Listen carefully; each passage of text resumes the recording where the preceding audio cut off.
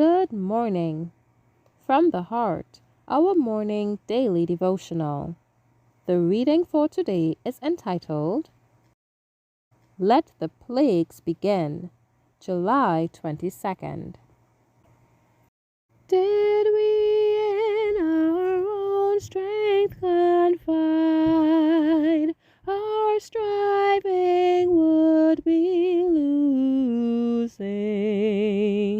Were not the right man on our side, the man of God's own choosing.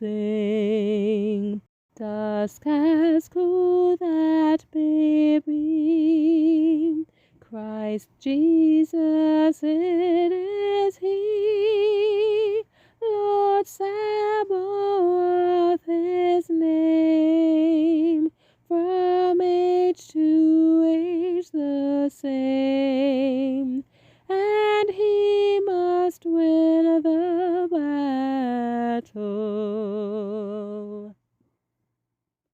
Exodus 7 verse 15. Get thee unto Pharaoh in the morning. Lo, he goeth out unto the water, and thou shalt stand by the river's brink against he come.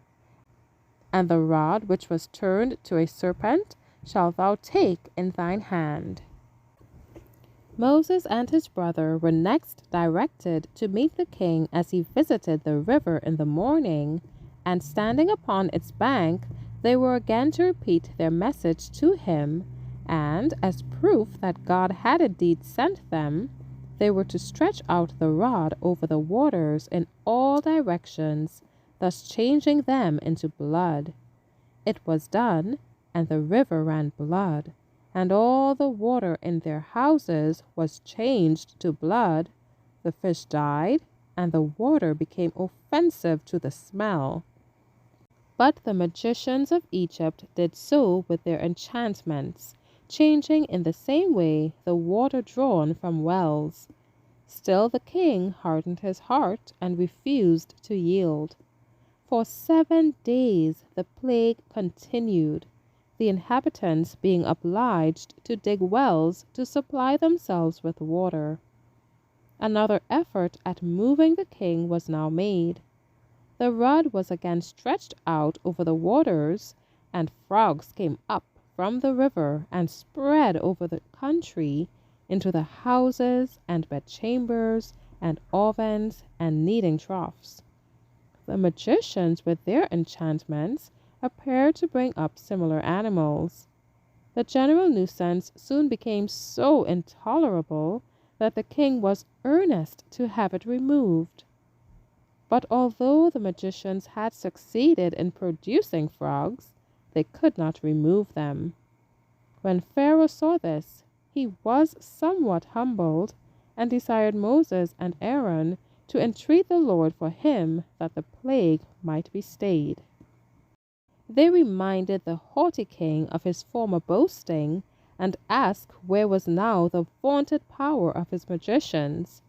Then they requested him to appoint a time for their prayers, and at the hour specified the living cause was removed, though the effect remained, for the frogs, perishing, polluted the atmosphere.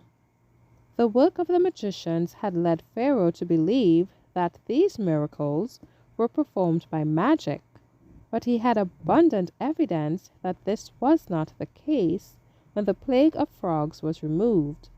The Lord could have caused them to disappear and return to dust in a moment, but he did not do this, lest, after they should be removed, the king and the Egyptians should say that it was the result of magic, like the work of the magicians.